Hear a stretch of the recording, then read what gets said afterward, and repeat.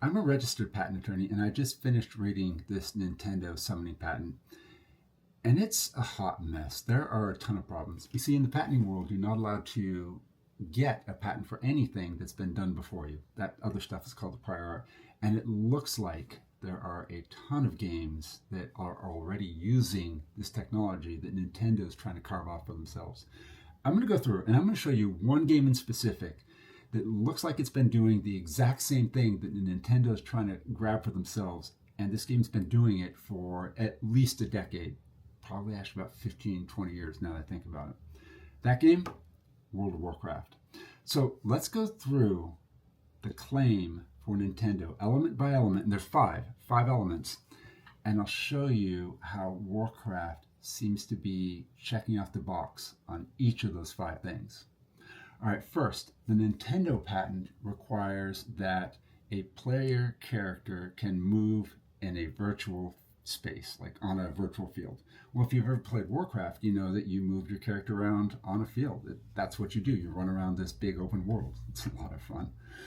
So that's element one, check.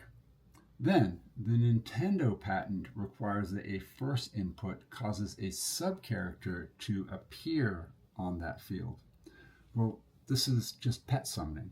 And in Warcraft, you can, if you're a hunter or warlock, summon pets. That's just part of their class. So that's two elements check.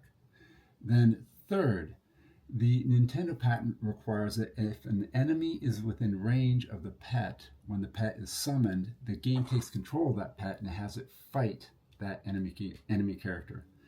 And if you've ever played a hunter or a warlock in Warcraft, you know that's exactly what happens. If you summon your pet too close to an enemy, the system takes control, your pet immediately starts attacking that enemy. Well, that's three elements check. Fourth, a second input, this is Nintendo, moves the subcharacter, the pet, in a predetermined direction on the battlefield.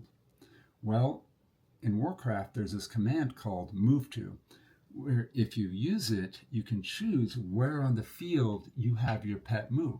So as soon as you hit that move to, your pet will run over to whatever location you chose. And that's all it takes for element four. That's four. We're at 4 out of 5. The fifth requirement for the Nintendo patent is that after the movement, if an enemy is now within range, the system takes control again of that pet and has it battle the enemy character. Well, again, if you've played Warcraft, that's also what happens. You can use a defensive stance or an assist stance, and the pet will auto attack anything that comes too close to it after it's moved to that area.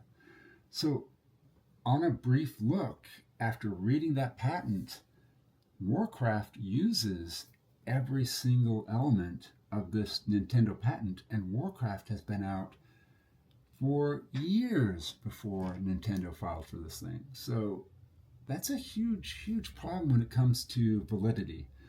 My prediction is that the Nintendo summoning patent will be struck down as invalid because they simply tried to grab too much.